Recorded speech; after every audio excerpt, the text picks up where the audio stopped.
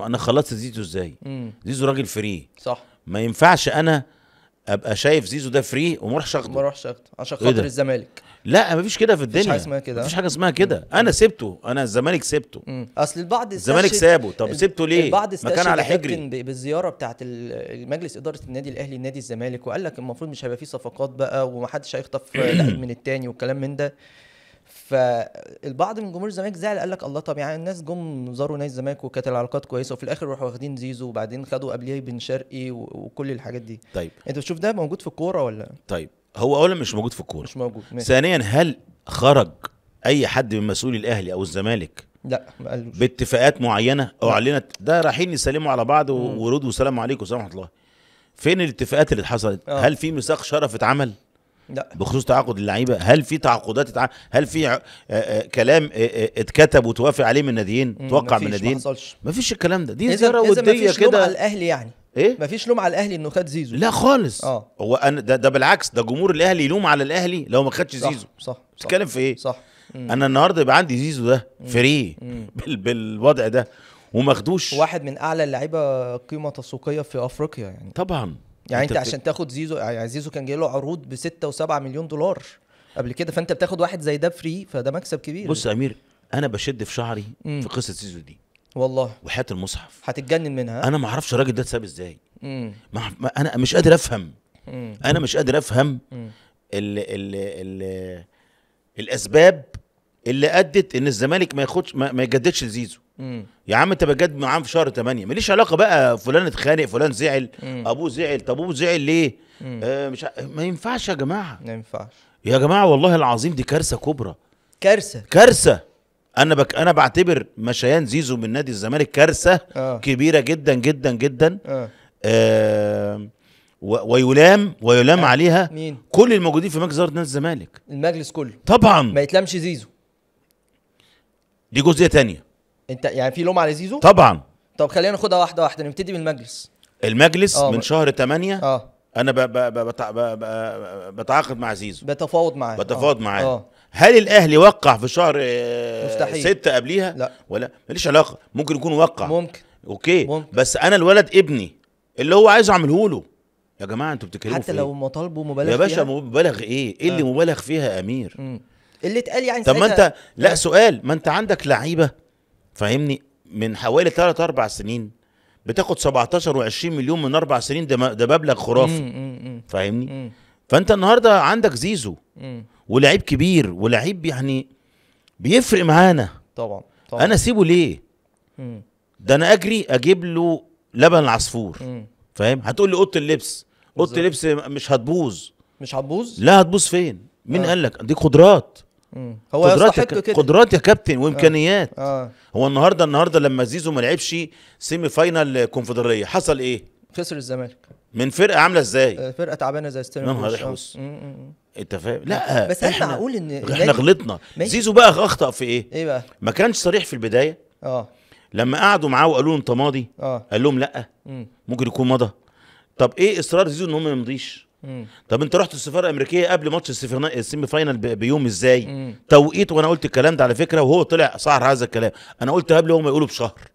توقيت مروح زيزو للسفاره الامريكيه كان توقيت خاطئ هو جدا. هو اعترف بغلطه في الحته. ما انا بقول لك انا قلت الكلام ده من شهرين قبل هو ما زيزو ما يقولوا. ليه ما ينفعش؟ وقرار، انا بقول لك اهو، وقرار استبعاده من المباراه خطأ برضو طبعا. يعني انت كنت شايف انه رغم يلعب ذهابه للسفاره الامريكيه يلعب يا باشا يا جماعه الراجل ده مش متعاقد مع الزمالك لسه. هو ساعتها وانا عندي ساعتها ميدو قال لك على جثتي انه يلعب. مفيش الكلام ده. ده ميدو محترف. يا ميدو انت راجل محترف وانت عارف يعني ايه احتراف. وانت انتقلت من ميلان اللي مش عارف لتوتنهام، من توتنهام لاياكس لتوتنهام ده احتراف، وانت عقليتك محترفه. تعامل مع الولد ده باحترافيه. انت رحت السفاره الامريكيه، انت ماضي في الاهلي، هتلعب بكره ويتحمل مسؤوليته. الجمهور بقى يقابله وحش يقابله كويس. مش قصتي يا امير، مش قصتي. يعني اللي يهمني ان انا فرقتي تكسب كابتن بالظبط. دي مصلحه نادي. انت دلوقتي طب اقول لك على حاجه، قول. قد يكون عدم لعب زيزو هذه المباراه راحه لزيزو نفسه. راحه لزيزو طبعا. ليه بقى؟ ليه ايه؟ هيتفادى هجوم الجماهير مثلا. ده كان بقول لك ايه، كان يعني مش هقول لك جمهور الزمالك كان معبي معبي جامد منه، بدليل حتى لما هو ما راحش والماتش خلص شتموا زيزو، يعني كان في هجوم كبير على زيزو. ما هو انت النهارده ما يعني ايه انت دلوقتي عدم اختيار زيزو لهذا المعسكر او دخول المباراه ده في مصلحه للنادي ولا لزيزو؟ لا لزيزو بس.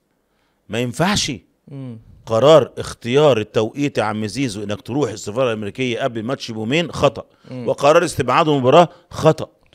لان وخلي بالك سلبيه المدير الفني يتحملها المدير الفني. المدير الفني ساعتها لا يا كابتن قال لزيزو ان زي ما زيزو قال يعني ان هو قال له الاداره قالت لي ما لا انا مدير فني، انا زيزو يجي.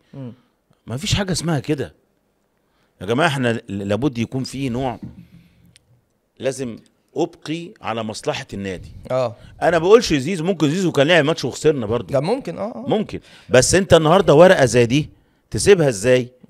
فاهم؟ ما تلعبش مباراه زي دي وانت على ابواب كونفدراليه وسوبر طبعًا. وكاس مصر طبعًا. ايه ده؟ طبعًا. ايه ده يا عم امير؟ تتكلم في ايه؟ 3 بطولات، ده انت كده دخلت التاريخ. صح انت فاهمني؟ وبطوله قاريه. فانت لا هو تقريبا تم الاستسهال بمباراه ستيرنبوش. يعني تقريبا مسؤولين في نادي الزمالك استسهلوا مباراه ستيرنبوش فنيا، من غيره هنكسب. فنيا هم ورقوا الجيم غلط. ايوه الفرقه دي هنكسبها اي كلام. ابعد زيزو، تبقى مبادئ ومش عارف ايه وقيم وكلام الايه اللي بيتقال ده ساعتها ويبقى نادي الزمالك طبق القيم. لا لا ده لعيب محترف عندك. صح.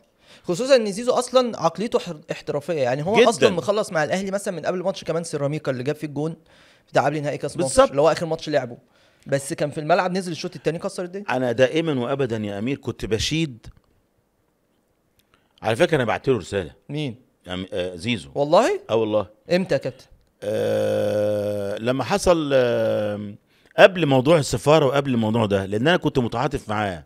هو بيقول انا ما مضيتش والكلام ده كله، فكل الناس تعاطف معاه. فانا بقول له ساعه الكلام الكتير عن مفاوضات يعني. بقول له يا ابني انا بصراحه مشفق عليك من الضغوط اللي عليك. فاهم؟ وكم من الناس اللي بتتكلم وتجيب سيرتك بطريقه مش وحشه. انا ما اعرفش ان هو مضى.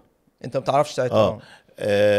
ومع ذلك انت ملتزم في تمرينك، ملتزم في ماتشاتك زي ما انت بتقول يا امير، جايب اهداف، مؤثر جدا، بيلعب، بيتمرن، ما بيخرجش بره اطار التعاقدي مع نادي الزمالك. صح.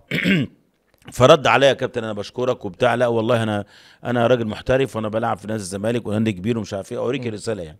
فاهمني؟ فالحقيقه كان رده منطقي طبعا. لكن لما الامور بقى راحت في حته تانية بقى وكده، ووالده زعل ومش عارف ايه وكده، اللي انا عرفته ودي معلومه يعني حلو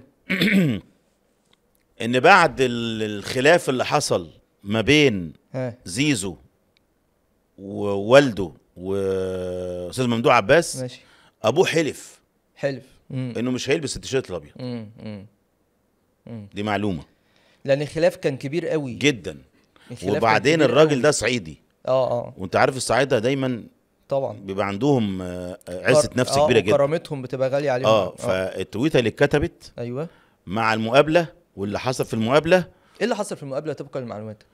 والله بص، اللي حصل في المقابله يعني الكلام اللي اتقال اتغير. الاتفاقات يعني عايز تقول؟ الاتفاقات انا بتكلم على المشكله نفسها او المشاده اللي حصلت ما بين والد زيزو والاستاذ ممدوح. والله انا ما عنديش معلومه يا امير، لكن اللي انا اعرفه ان الراجل كان طالع زعلان جدا ويقال ان هو يعني اتداس جامد عليه. والراجل ده طبعا يعني، وبعدين التويته طلعت بعديها، فالراجل قال لك حلف ان هو مش هيلعب في الزمالك. انت عارف هو طلب ايه ابو زيزو في القعده دي؟ فلوس له يعني؟ لا، هو قال كان في الاستاذ ممدوح عباس بيوعده بان زيزو هياخد مقابل معين من خلال الاستاذ ممدوح عباس، والعقد مع النادي هيبقى بمقابل معين. صحيح. فقال له خلاص، طب انا عايز اضمن المقابل اللي انت هتديه لابني ده بورق، ما يبقاش كده وخلاص. ممكن في يوم من الايام انت تقول مش عايز ادفع. بالظبط. فده الراجل بيتكلم من وجهة نظره، ده حقه ان هو عايز يضمن الفلوس والاتفاقات. فكان الرد مش افضل حاجه طبقا اللي انا اسمعه، يعني الرد ما كانش افضل حاجه. حصل خلاف جامد. هو الراجل طلع من المقابله دي والتويته اتكتبت برضو بتاعت طبعا دي خلصت الموضوع كله يعني. فهي قصه في جزء على مجلس اداره وفي جزء على زيزو. ما اقدرش انكر مفهوم، لان زيزو ما كانش صريح، كان لازم يطلع يقول انا ايه المشكله، ما تقول انت خايف والكلام ده كله ما فيش، وفي الاخر انت رحت النادي. يعني في الاخر انت بعد الليله دي كلها وبعد ما الناس عرفت ان انت مضيت للاهلي انت رحت النادي، صح، بس قالوا لك ايه، اتمرن لوحدك، اتمرن مع نفسك. فقصه ما يعني كان لازم يبقى فيه صراحه. كان الافضل ان الزمالك يبيعه لما جاله العرض اللي بتاع 6 وشويه مليون دولار. ده انا اتهاجمت هجوم. ليه؟ قلت ايه ساعتها؟ قلت يبيعوه، قلت لازم يتباع. اول مصحف قلت يبيعوه، رقم مش طبيعي برضه يا باشا رقم. حتى لو رجع الاهلي ما انت في الاخر اديته للاهلي ببلاش. في الاخر انا قلت الكلام ده يا امير في احد البرامج على الهوا لايف. قلت لهم يا جماعه 6 مليون دولار دي ما يتسابش، يتباع على طول، يتباع على طول عشان تاكل اخواته. قلتها كده. طبعا طبعا لازم كده. انت 6 مليون دولار دول الناس هجمتك ساعتها جدا. ازاي وده ولاد النادي؟ يا عم ولاد النادي ايه؟ انت بتدور على مصلحه لعيب ولا مصلحه نادي؟ مصلحه نادي. يا جماعه احنا ما هو المشكله يا امير الناس فاهمه غلط، فاهمه انا لما اقول كده يبقى انت مش زملكاوي. ده انا زملكاوي اكتر من اي حد. انا يا ابني يعني دمي اتراوى بيه نجيله حسن حلمي. طبعا. واتراوى بيه استاد القاهره اكتر من مره. كسر في التركوه ورباط داخلي وكسر في الانكل. تتكلم في ايه؟ كل ده بتيشيرت نادي الزمالك. وتيشيرت ده ولساني اتقطع. لساني في شفيتي اول مصحف. لا والله. زكي عبد الفتاح بالصحة في المحله.